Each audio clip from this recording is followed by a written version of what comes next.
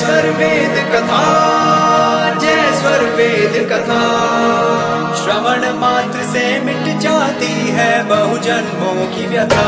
जय स्वर वेद कथा, जय स्वर वेद कथा, जय स्वर वेद कथा, जय स्वर वेद कथा। तो योग की इस परंपरा में मंत्र योग के भी साधक हैं, जो मंत्रों के द्वारा योग को सिद्ध करना चाहते हैं। विविध प्रकार के मंत्रों का वे प्रयोग करते हैं, उपयोग करते हैं और योग के उस वास्तविक स्वरूप का ये ज्ञान और बोध प्राप्त करना चाहते हैं। केवल मंत्रों के द्वारा, केवल मंत्रों के आधार पर आधारित होकर वे चाहते हैं कि हमें योग का संपूर्ण विज्ञान प्राप्त हो जाए। तो स्वर वेद ने कहा, विहंगम योग ने कहा, प्यारे ये तो संभव नहीं है कि आप केवल मंत्रों के उच्चारण से, मंत्रों के जाप से, मंत्रों के मनन से उस योग के आध्यात्मिक लक्ष्य को प्राप्त कर लो। ये तो संभव नहीं है। बहुत सारे साधक कुंडली योग के नाम पर शक्ति का जागरण करना चाहते हैं। ऐसे अनेक साधक हम सबों से मिलते रहते हैं, जो अपनी शक्ति को ऊर्ध्व प्रवाहित करना चाहते हैं, दो चक्रों का प्रवाह ऊर्ध्वमुखी करना चाहते हैं और इस कार्य में वे मंत्रों का भी उपयोग करते हैं, मंत्रों का भी सहारा लेते, मंत्रों का उपयोग करते। हमारे शरीर में 8 प्रकार के चक्र हैं, मूलाधार, स्वाधिष्ठान, मणिपूरक, अनाहत, विशुद्धि, आज्ञा, सहस्त्रार, ब्रह्मरंध्राख्य। ये शरीर में 8 चक्र हैं। 8 चक्रों से युक्त यह नगरी है। तो मल और मूत्र द्वार के मध्य में मूलाधार चक्र है। जो मल और मूत्र का द्वार है उसके मध्य में चक्र है जिसका नाम मूलाधार चक्र है। जब हम विहंगम योग की प्रथम भूमि की साधना बताते हैं साधकों को, जब विहंगम योग की प्रथम भूमि का उपदेश दिया जाता है, सिद्धासन बतलाते हैं, सर्वश्रेष्ठ आसन है। बाएं पैर की एड़ी को कहां लगाते हैं? बाएं पैर की एड़ी को मल और मूत्र द्वार के मध्य में लगाते हैं। तो यह सिद्धासन है। और हठ योग की परंपरा में जैसे पुरुषों के लिए सिद्ध आसन है, बहनों के लिए सिद्ध योनि आसन है। तो मूलाधार चक्र प्रभावित होता है जब हम सिद्धासन में बैठते हैं। सिद्धासन में बैठने मात्र से शरीर में बड़ा ही अद्भुत परिवर्तन प्रत्यक्ष होता है।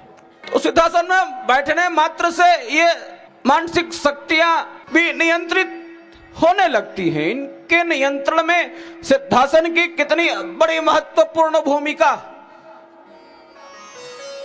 इसीलिए साधना का अभ्यास सिद्धासन में सर्वोत्तम बताया गया है। यह प्रवाह को ऊर्ध्व करता है। ऊर्ध्व गमन के लिए यह अत्यंत आवश्यक है। स्वाधिष्ठान चक्र है लिंग मूल में, मणिपूरक नाभि स्थान में मेरुदंड पर आश्रित। तो मणिपूरक चक्र को जगाने के लिए कुंडली योग के नाम पर, मंत्र योग के नाम पर साधक क्या करते हैं? एक आसन होता है जिस आसन का नाम है मार्जारी आसन। तो मार्जारी आसन में आकर बिल्ली की तरह एक तरह का आसन, तो मार्जारी आसन में आकर अपने नाभि को ऐसे खींचेगा अंदर की तरफ, श्वासों को बाहर फेंकेगा। और क्या चाहता है साधक? साधक चाहता है कि ये मणिपूरक चक्र जो नाभि स्थान पर स्थित है, वह जागृत हो जाए। तो इतना बड़ा प्रोग्राम, इतना सब कुछ करते हैं। मार्जारी आसन में आकर नाभि स्थान को खींचेंगे, उसको अंदर की तरफ खींचेंगे और श्वासों को बाहर फेंकेंगे। जिस प्रकार कपालभाति प्राणायाम का अभ्यास हम सभी करते हैं, पेट को अंदर खींचते हैं, श्वासों को बाहर फेंकते हैं। तो मणिपूरक चक्र को जागृत करने के लिए ये साहब इतना बड़ा प्रोग्राम बनाते हैं। और इसमें कुछ मंत्रों का भी प्रयोग किया जाता है। प्रत्येक चक्र के साथ उनके मंत्र भी निहित हैं। ये एक परंपरा जो हमारे देश में चलती है। इस परंपरा के अनुयायी, इसके पथिक इस तरह का कार्य संपादित करते हैं। अनाहत अनाहत चक्र हृदय में है, अनाहत हृदय में है। तो इस चक्र को जगाने के भी लिए साधक नाना प्रकार के प्रयत्न और पुरुषार्थ करता है। हृदय स्थान पर अपनी चेतना को केंद्रित करके ओम यम ओम यम ओम यम ओम यम इस मंत्र का उच्चारण करता है, जाप करता है। किस लिए? किस लिए? इसलिए कि वह अनाहत अनाहत चक्र जागृत हो जाए। और इसी प्रकार से विशुद्धि और आज्ञा के भी साधक हैं।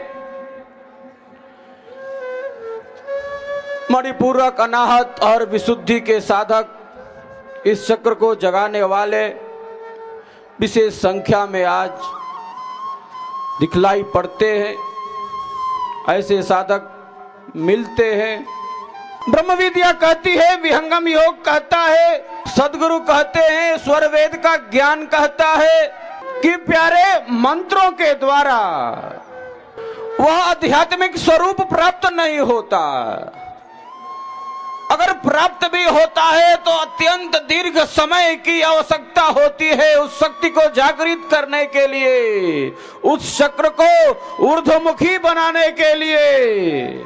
और विहंगम योग का साधक निरर्थक रूप से इन चक्रों को जगाने के चक्कर में नहीं पड़ता, शरीर के साथ छेड़छाड़ नहीं करता, क्योंकि साधक मन को नियंत्रित किया नहीं, मन को संयमित किया नहीं, और ये चला है चक्रों को जगाने, ये चला है चक्रों को ऊर्ध्वमुखी करने। तो इस प्रकार से बहुधा ऐसा देखा गया है कि मानसिक शक्तियां भी व्यग्र हो उठती हैं, काम की शक्ति का वेग बढ़ जाता है, और इस वेग को, इस प्रवाह को साधक संभाल नहीं पाता और मानसिक शक्तियां व्यग्र हो उठती हैं। आचार्य श्री प्रथम ने इन समस्त भेदों के संबंध में अपने आध्यात्मिक सिद्धांत को स्पष्ट रूप से प्रवाहित किया है, जिससे हमें अद्भुत ज्ञान का वर्धन होता है।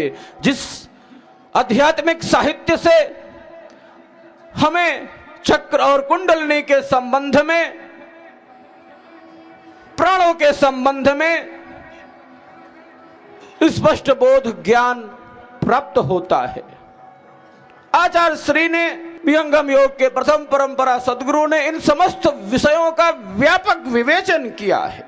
आध्यात्मिक भूमि पर तृण होकर, साधना के धरातल पर, स्वर वेद के आधार पर आधारित होकर इन समस्त सिद्धांतों को उन्होंने वास्तविक स्वरूप प्रदान किया है। तो कुंडलनी योग के नाम पर इस तरह का साधक प्रयत्न और पुरुषार्थ करता है उस शक्ति को जागृत करने के लिए।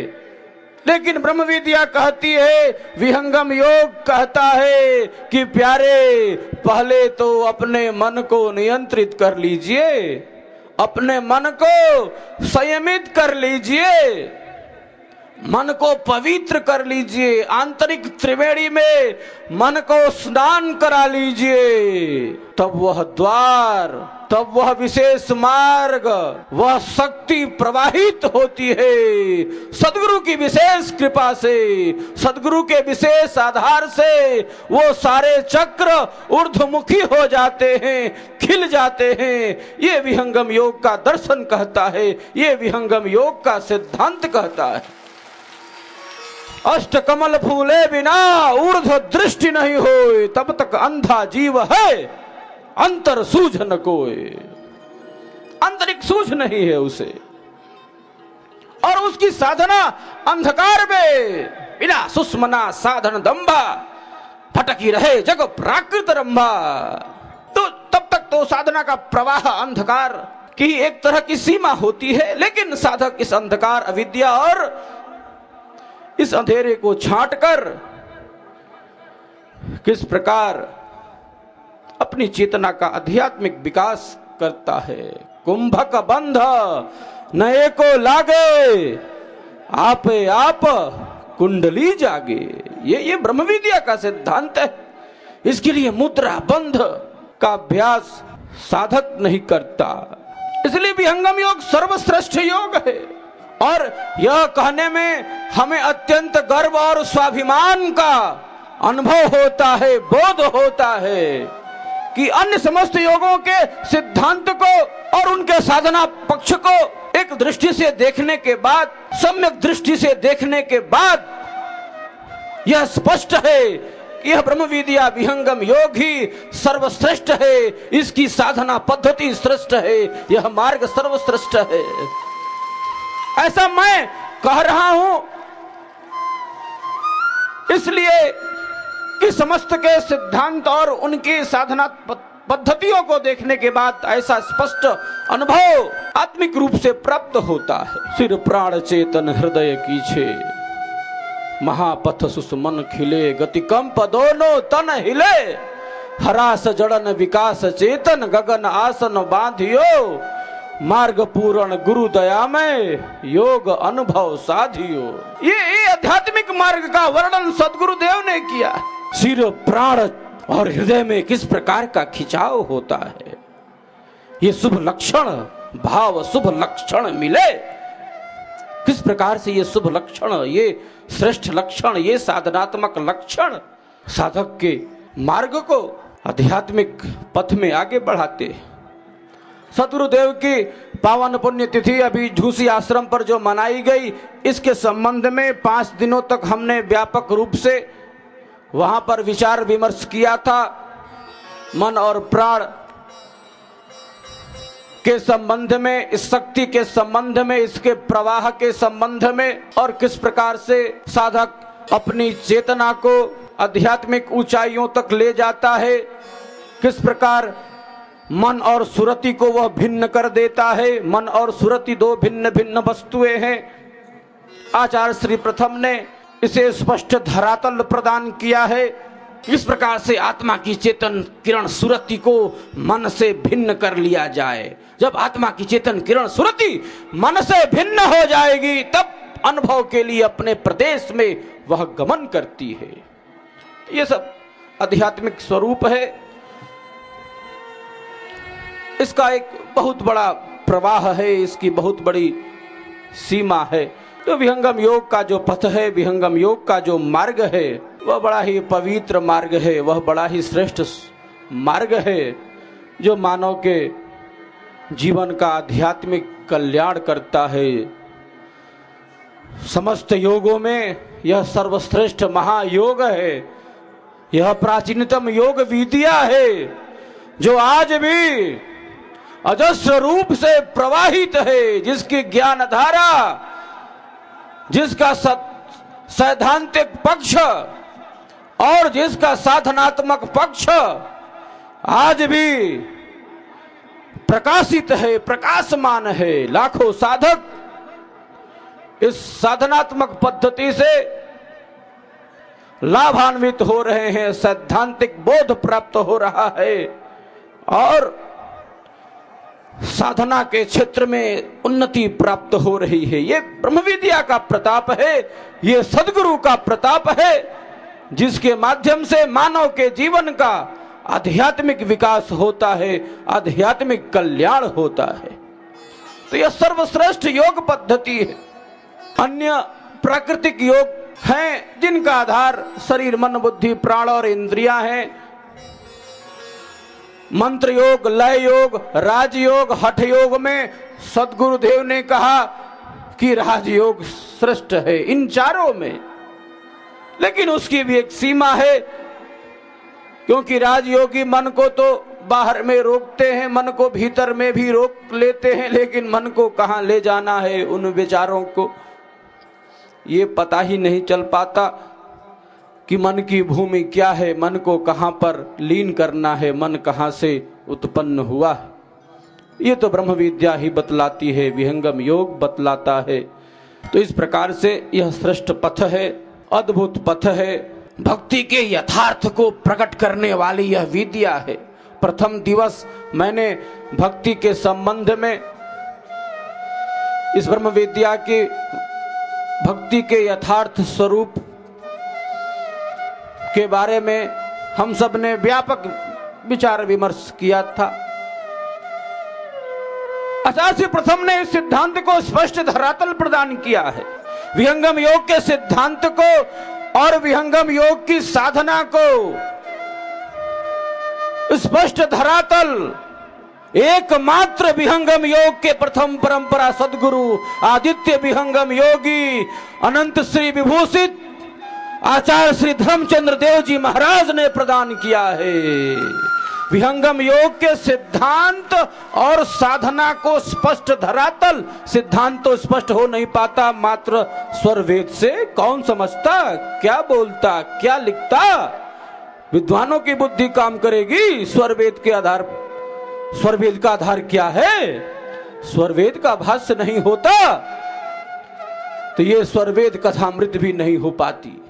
स्वर वेद का भाष्य नहीं होता तो विहंगम योग का सिद्धांत स्पष्ट नहीं होने था, स्पष्ट नहीं हो पाता। ये स्वर वेद के भाष्य के माध्यम से ही विहंगम योग के सारे सिद्धांत को बाह्य रूप से साधक समझ पाता है, और जो श्रेष्ठ साधक है इसके आंतरिक साधना पक्ष में अग्रसर होकर अपने जीवन का आध्यात्मिक कल्याण करता है। ब्रह्म विद्या दो भेद है, तत्व ज्ञान अभ्यास, प्रथम बोध तत्वन करे अंतर भेद सबास। सद्गुरु सदाफल देव रचित स्वरवेद विहंगम योग का संपूर्ण दर्शन प्रस्तुत करता है, जिसका प्रैक्टिकल आप भी अपने घर परिवार में रहते हुए कर सकते हैं। 5 कोटियों की ये साधना शुरू होती है मन को स्थिर करने से, जिससे भूमि पर मन का प्रकाश प्रकट होता है और साधक अपार शांति का अनुभव करने लगता है। मात्र 10 मिनट सुबह शाम के अभ्यास से प्राप्त लाभ ने आज विश्व के वैज्ञानिकों को आश्चर्यचकित कर दिया है। दूसरी कोटि में विहंगम योग का साधक मन को अंतर्मुखी कर अंदर की त्रिवेणी में स्नान करता है, जहां उसे प्राप्त होता है ब्रह्मांड में व्याप्त एवं गुंजायमान ओम। जब ये ध्वनि स्वयं प्रकाशित हो जाती है तो चेतना ऊर्ध्वमुख होकर दशम द्वार पर पहुंचती है। यही ब्रह्मरंध्र या मोक्ष का द्वार है, जिसके खुले बिना जन्म जन्मांतर की दास्ता से मुक्ति संभव ही नहीं। विहंगम योग की तीसरी कोटि में सद्गुरु दया से बिना किसी कुंभक प्राणायाम के सहज में कुंडलिनी जागरण हो जाता है और दशम द्वार के खुलते ही अक्षर ब्रह्म का प्रकाश आत्मा को प्राप्त होने लगता है। यही विहंगम योग की चतुर्थ भूमि है, जहां मन एवं प्राण का लय हो जाता है और सारे प्राकृतिक कारणों को छोड़कर चेतन आत्मा अपने शुद्ध स्वरूप से शाश्वत प्राण सखा से मिलने चल देती है। तब आती है पंचम भूमि, जहां रहता है बस आनंद रूपी अथाह समुद्र। उस कालातीत समंदर में जीव किलोले करता रहता है, इसीलिए विहंगम मार्ग को मीन मार्ग भी कहा जाता है। आप भी बिना किसी शर्त, फीस अथवा बंधन के इस आध्यात्मिक क्रांति का लाभ उठा सकते हैं। संपर्क करें महर्षि सदाफल देव आश्रम, छतनाग रोड, झूसी, प्रयाग, इलाहाबाद, उत्तर प्रदेश 211019।